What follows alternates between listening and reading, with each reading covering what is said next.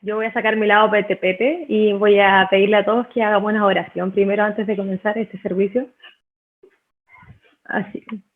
¿Se escucha? Que siento que me están mirando así como con cara de... Sí, te escuchamos perfecto. Ya.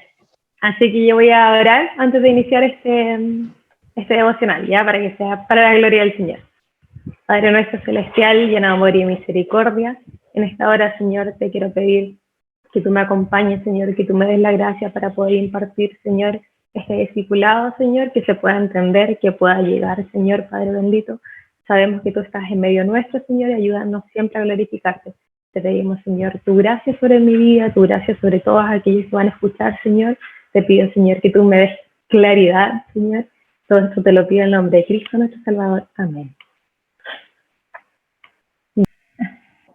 Ya, bueno, como decía Gonzalo en un principio, va a haber una segunda parte, así que pido que no se espanten mucho con el tema y voy a empezar. Bueno, como sabemos, estamos viendo acerca de la identidad cristiana y voy a hablar primero de la identidad. Bueno, si bien no existe una definición de identidad que sea universal, podemos encontrar que en algunas partes identidad la define un conjunto de características propias de la persona o un grupo. Por ejemplo, no sé, identidad personal es quién soy, hacia dónde voy, o las características propias de la persona, ya sea la concepción de sí misma en relación al resto de las personas. También podemos encontrar identidad cultural, ya sea las características propias de la cultura, por ejemplo, no sé, las tradiciones, las creencias, las comidas, la música, etcétera. Identidad nacional también, que es cuando somos pertenecientes a un estado, una nación, que se expresa ya sea mediante la lengua, en nuestro caso mediante el chilenismo, mediante la cultura, que como nombré anteriormente, mediante el patriotismo, etcétera. Entonces, podemos definir que identidad, o sea, podemos decir que identidad podría ser aquello que nos define. Ahora la pregunta es la siguiente. Sabemos quién somos, sabemos qué nos gusta, sabemos quién nos disgusta, sabemos en qué creemos, pero ¿sabemos si la identidad cristiana se cumple en nosotros? Vamos a ver una referencia que se encuentra en Mateo capítulo 7, versículos 18 al 20, que nos dice. Bueno, voy a leer dos versiones, la Reina Valera 1960 y la NTV, para que es un poquito más entendible. La Reina Valera me dice, no puede el buen fruto dar malos frutos, ni el árbol malo dar buenos frutos. Todo árbol que no dé buen fruto es cortado y echado en el fuego. Así que por sus frutos los conoceréis. Y ahora la versión NTV nos dice, un buen árbol no puede producir frutos malos, y un árbol malo no puede producir frutos buenos. Por lo tanto, todo árbol que no produce frutos buenos se corta y se arroja al fuego. Así es, de la misma manera que puedes identificar un árbol por sus frutos, puedes identificar a la gente por sus acciones. O sea, en palabras simples, o somos o no somos. ¿Cómo nos identificamos en Cristo? Para yo hacer este estudio, bueno, me guié... ¿Cómo? ¿Alguien dijo algo? Continúa. ¿No me preguntaron nada? No. Okay. Es que estoy como me siento tapada, entonces no escucho mucho. Ya.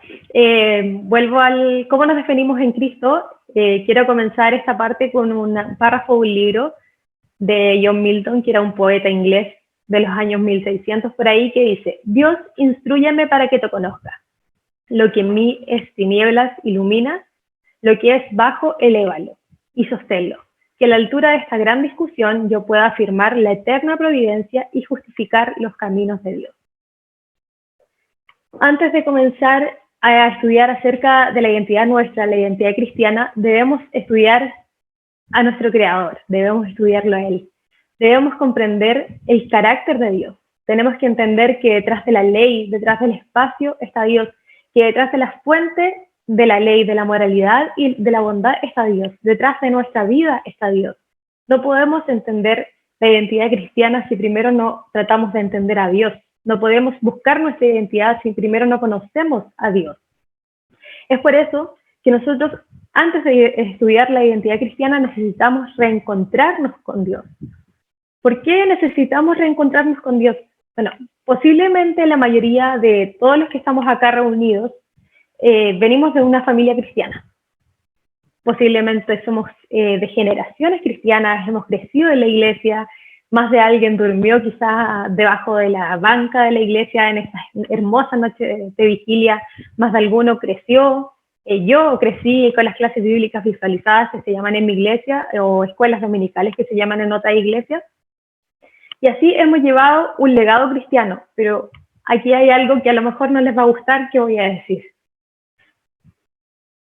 Eso no nos hace cristianos. Haber crecido en un hogar cristiano, haber tenido nacido en un hogar cristiano, no nos hace cristianos, nos hace simplemente creación de Dios. ¿Qué nos dice la palabra de Dios? En Juan capítulo 1, versículo 12 nos dice: mas a todos los que le recibieron, a todos los que creen en su nombre, les dio potestad de ser hechos hijos de Dios. O sea, tenemos que primero ser hechos hijos de Dios. No podemos, simplemente por haber nacido en un hogar cristiano, no vamos a ser hechos hijos de Dios. Para que entendamos esto, tenemos que ir a la caída del hombre. Mientras el hombre creyó que Dios lo hizo todo, y le honró y le dio su lugar, el ser humano vivía en un estado puro e inocente. Pero cuando el conocimiento de Dios comenzó a desvanecerse en Adán y Eva, que ya sabemos a través de la entrada que le dieron ellos, esta historia la pueden buscar en Génesis capítulo 3 del 1 al 6, la consecuencia de esto, de su pecado, fue que comenzamos nosotros a deslizarnos y comenzamos a caer en decadencia. Si vamos a buscar la decadencia, la encontramos en Romanos, en el capítulo 1, del versículo 21 al 28. Ahí encontramos la decadencia del hombre, que dice ahí tal cual: habiendo conocido a Dios, no le glorificaron como tal. El hombre apartó a Dios de su vida, dando como resultado unas funestas consecuencias. ¿Por qué? Porque el hombre no sabe qué clase de Dios es Dios, el hombre no confía en Dios, no conoce el carácter de Dios, por lo tanto no conoce la identidad de Dios, y eso no nos hace conocer a nosotros, no nos entrega una identidad de Dios. Y esto lamentablemente se arrastra hasta los días nuestros.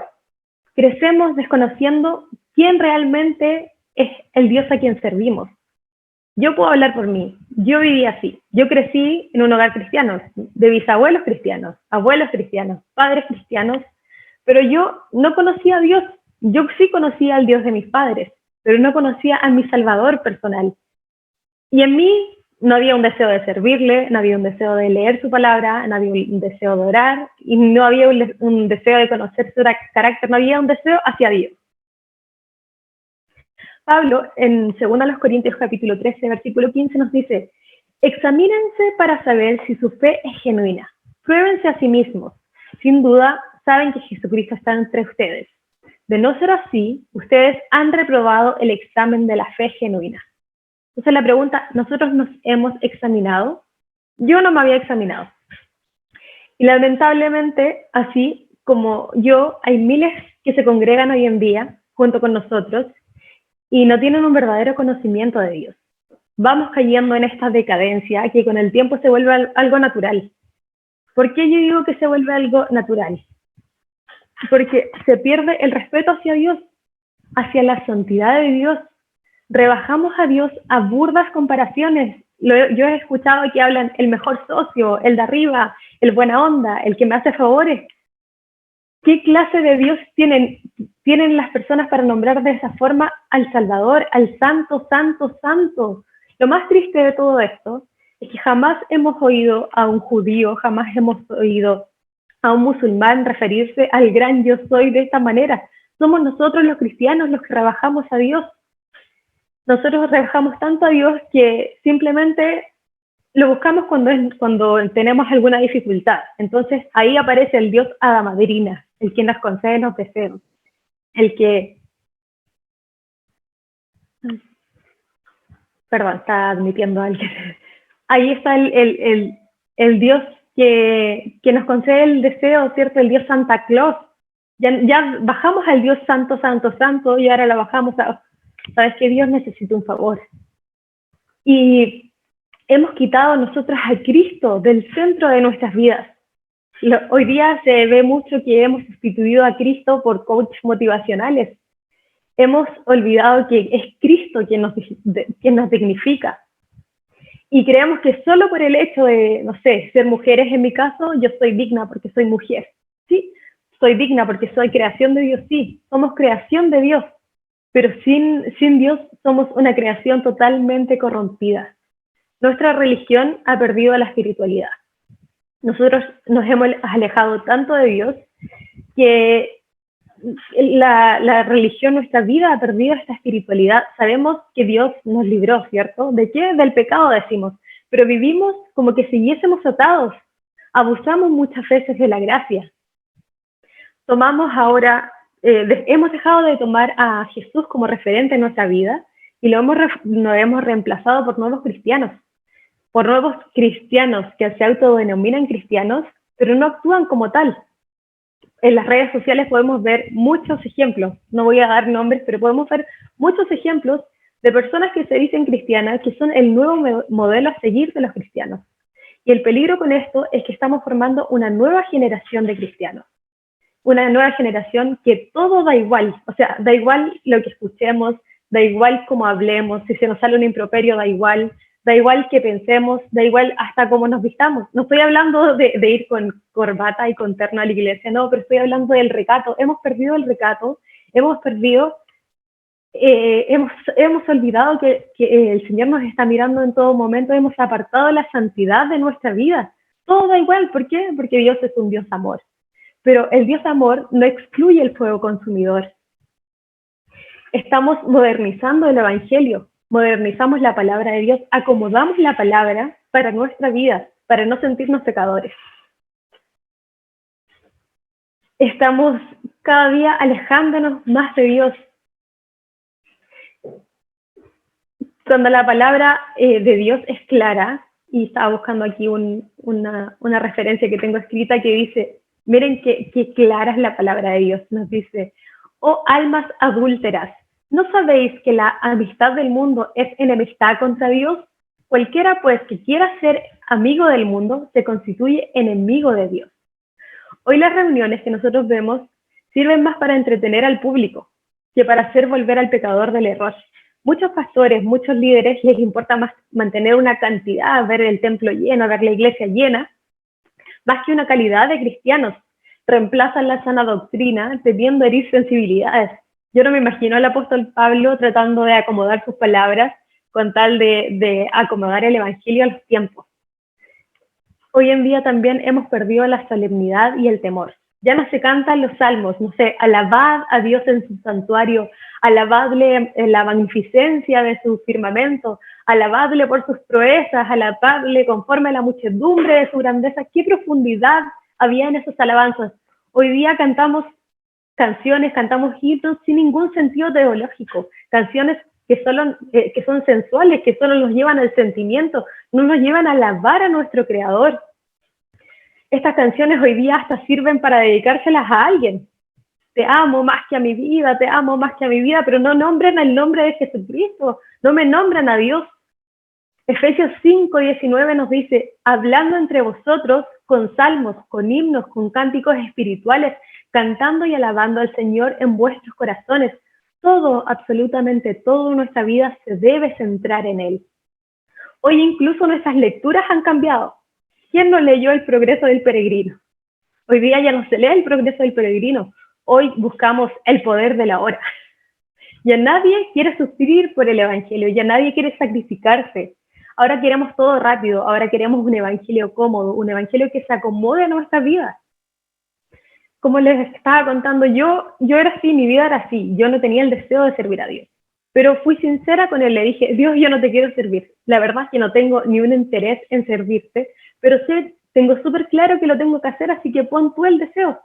Y así lo hizo.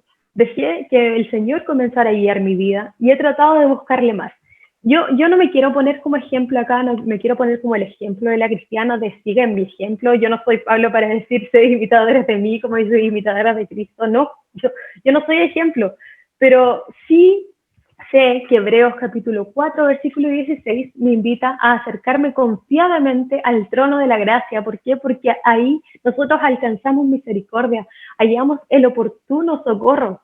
Las puertas siempre están abiertas para que nosotros nos acerquemos al Señor y volvamos a nuestras raíces, volvamos a conocer a nuestro Salvador. Así que si para mí hay socorro, también lo hay para ti.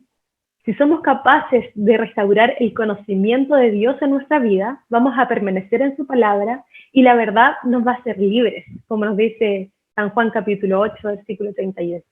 Y antes de finalizar, quiero dejar un versículo que nos va a servir para meditar, que este se encuentra en San Lucas capítulo 5, versículo 31 y 32, que nos dice: respondiendo Jesús les dijo, los que están sanos no tienen necesidad de médico, sino los enfermos. No he venido a llamar justos, sino a pecadores al arrepentimiento. Eso nos dice Reina Valera 1960. Y la versión NTV nos dice: Jesús les contestó, la gente sana no necesita médico, los enfermos sí. No he venido a llamar a los que se creen justos, sino a los que se saben que son pecadores y necesitan arrepentirse. Así que esta es mi participación el día de hoy. El Señor nos ayude a acercarnos cada día más, nos ayude a reconocernos porque si nos reconocemos y sabemos que Él tiene que ser el centro de nuestra vida, Él nos va a guiar. No sé si Gonzalo.